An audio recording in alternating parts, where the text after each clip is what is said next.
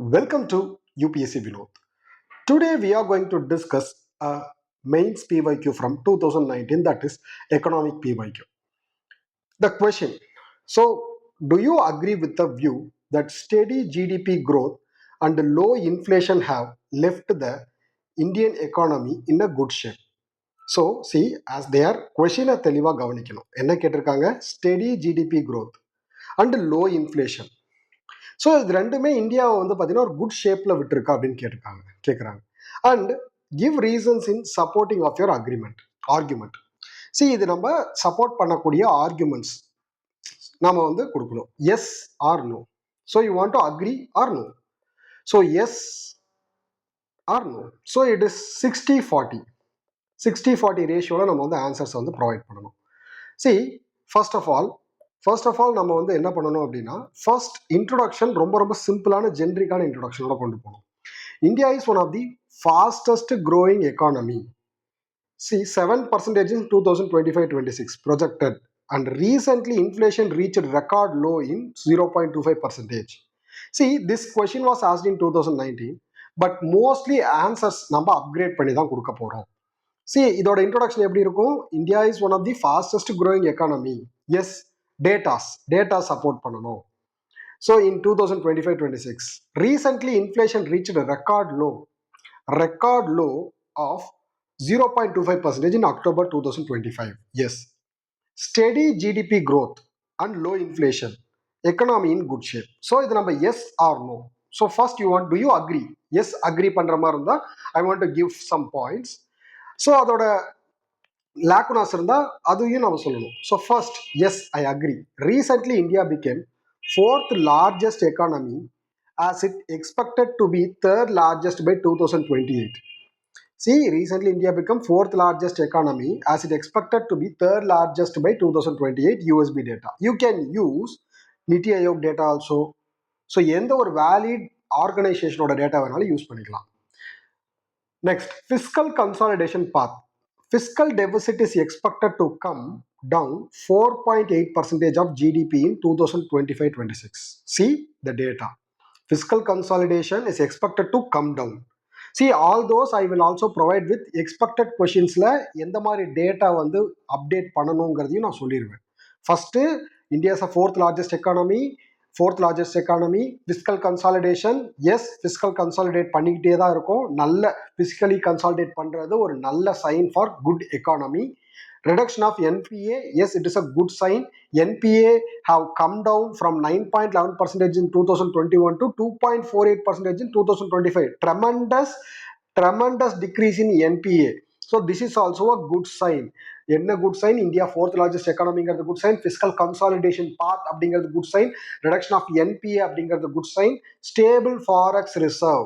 நம்ம ஆக்சுவலாக வந்து பார்த்தீங்கன்னா India's forex reserve is about 690 billion. So global லெவலில் ஏதாவது ஷாக் ஏற்பட்டாலும் இந்த 690 பில்லியன் ஆஃப் யூஎஸ் டாலர்ஸ் இருக்கக்கூடிய இந்தியாவோட ஃபாரெக்ஸ் ரிசர்வ் வந்து பார்த்தீங்கன்னா நம்மளை ஸ்டேபிள் ஆக்கி விட்டுரும். And PLI schemes has raised India's manufacturing attractiveness. Electronic exports of about $38 billion. So in financial year of 2024-25, 32% increase ஆயிருக்கு. ஸோ என்ன ஆயிருக்கு? PLI ஸ்கீம் மூலமா மேனுஃபேக்சரிங் கூட்ஸ் ஓட அவுட்புட் எக்ஸ்போர்ட்ஸ் வந்து இன்க்ரீஸ் ஆயிருக்கு. Strong macro economic fundamentals have led to effective response to global shocks like COVID-19, Trump's tariff and deglobalisation trends. So வேர்ல்டுலேயே COVID-19 ஒரு negative, Trump's tariff negative, deglobalisation trend negative. இந்த மாதிரி ஒரு எக்கனாமியோட டவுன்ஃபாலில் இருக்கும் பொழுதும் நம்மளோட ஸ்ட்ராங் மேக்ரோ எக்கனாமிக் ஃபண்டமெண்டல்ஸ்னால நம்ம வந்து இந்த ஷாக்கை வித்ஸ்டாண்ட் பண்ண முடிஞ்சது. ஃபர்ஸ்ட் வந்து பார்த்தீங்கன்னா India fourth largest economy. So fiscal consolidation பார்த்து, reduction of NPA, stable forex reserve, PLI scheme and strong macroeconomic fundamentals. These are all the points which says about steady GDP growth in low inflation. However, there is some macroeconomic vulnerabilities still persist. என்னது macroeconomic vulnerabilities? Jobless growth, Service sector is 55% of GDP, but less than 30% of employment. Service sector contributes the 55% of GDP, but that 55% of GDP is contributed by only 30% of the employment. Low female labor force participation rate. Low female labor force participation rate.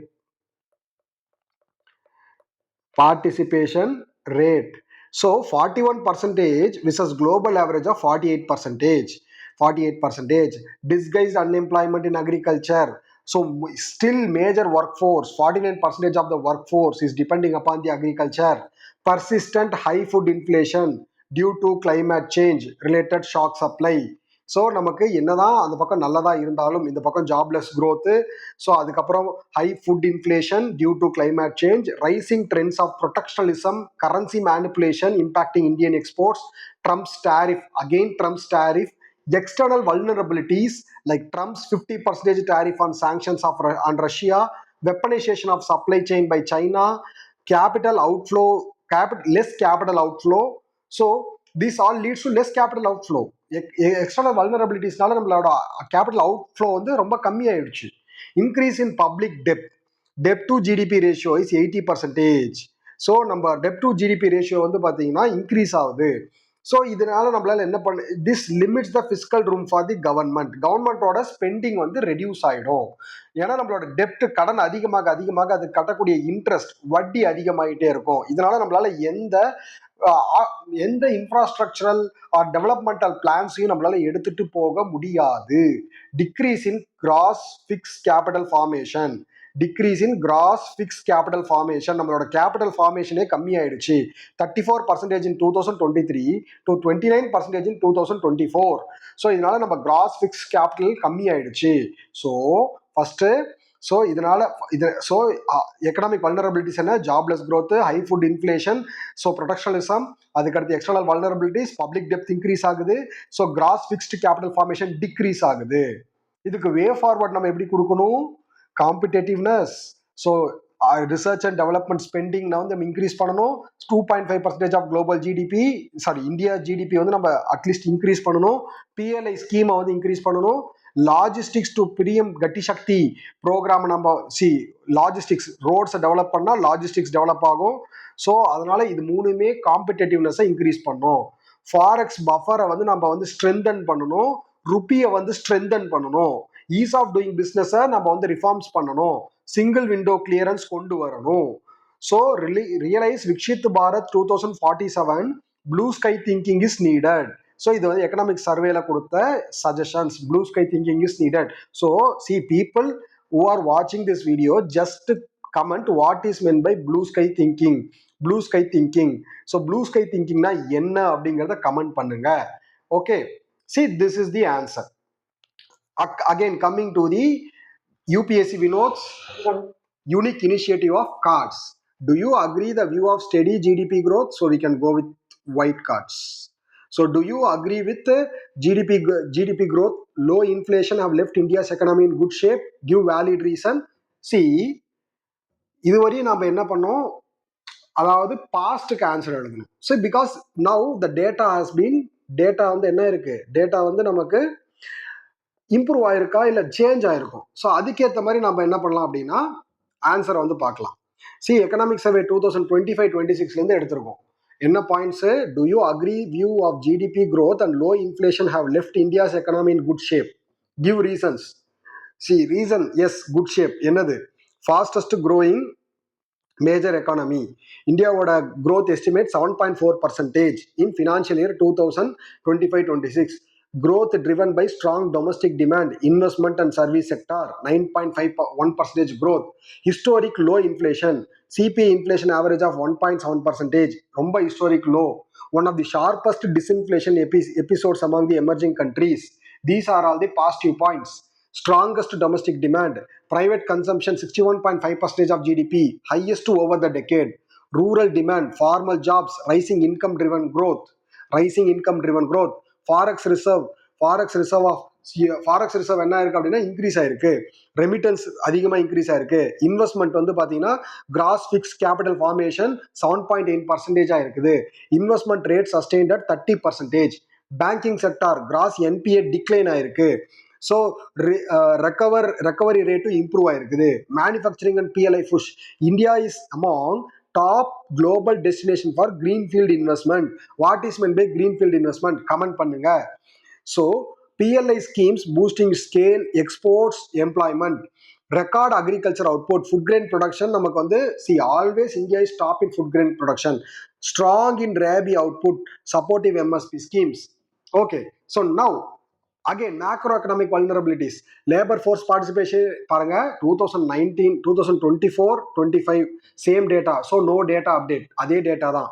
High shares of informal and low productivity jobs, rising global protectionism, same.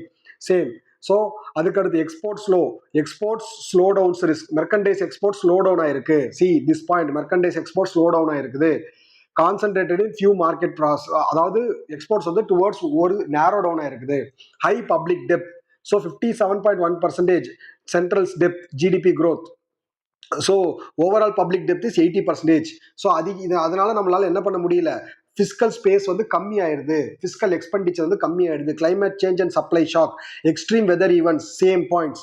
So transitional risk, so அதுக்கடுத்து geo political uncertainty. See almost ஆக்சுவலாக இப்போ இதுக்கு என்ன பண்ணணும், geo political அன்சர்டனிட்டியில் strait of ஹார்மோஸ்ல இருக்கக்கூடிய Iran USA கான்ஃபிளிக்டையும் நம்ம இங்கே எழுதலாம்.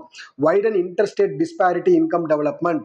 So you know that north state contributes less with the GDP, south state contributes more. High informality constraint productivity and income constraints, need for strong private capex capital expenditure. So நம்ம என்ன பண்ணணும், capital எக்ஸ்பெண்டிச்சரை increase பண்ணணும், private capital expenditure increase பண்ணணும், crowding பண்ணணும், private investment வந்து நம்ம திரும்ப regain பண்ணணும். Okay, now way forward, integrated deeper into global value chain, one of the important point, leveraging FTAs and improve logistic competitiveness, promote labor intensive manufacturing, deregulate and ease of doing business, one of the important way forward, increase in research and development expenditure, so 2.5% of GDP, build entrepreneurial state, improve urban governance and logistics, skill development for industries and AI economy. See how the answer has been updated. So focus on export-led government. So எப்படி இதை conclude பண்ணுவோம், Indian economy exhibits rare combination of high growth and low inflation, strong external buffer and rising investment. However, challenges such as employment generation, trade fragmentation, climate risk, private sector dynamics must be addressed to translate macroeconomic stability into inclusive and sustainable growth, thereby realizing the vision of Vikshit Bharat 2047. What are all the datas? Real GDP growth is 7.4%, GDP growth forecasted is 6.8% to 7.2%, CPI inflation is 1.7%, WPI inflation is 0.1%, fiscal deficit 4.4% of GDP, and forex reserve is 701 billion, current account deficit is 1.3%, FDI inflow is 64.7 billion. See how UPSC Vinod is enhancing the points and presenting before you. So இதுதான் வந்து பார்த்தீங்கன்னா UPSC வினோத்தோட aim. So we are moving ahead, we are updating the answer. So கண்டிப்பாக இந்த ஆஸ்பெக்டில் நமக்கு வந்து பார்த்தீங்கன்னா questions வருதுன்னா கண்டிப்பாக நம்ம இந்த பாயிண்ட்ஸ் எல்லாமே அப்டேட் ஆன பாயிண்ட்ஸ் எல்லாத்தையுமே நீங்கள் வந்து பார்த்தீங்கன்னா யூஸ் பண்ணிக்கலாம். ஓகே, ஸோ கண்டிப்பாக இந்த டிஸ்கஷன் உங்களுக்கு யூஸ்ஃபுல்லாக தான் இருக்கும்னு நினைக்கிறேன். உங்கள் ஃப்ரெண்ட்ஸ் கிட்ட ஷேர் பண்ணுங்கள், உங்கள் ஆஸ்பிரன்ஸ் கிட்ட ஷேர் பண்ணுங்கள். So all the best for your preparation. Thank you.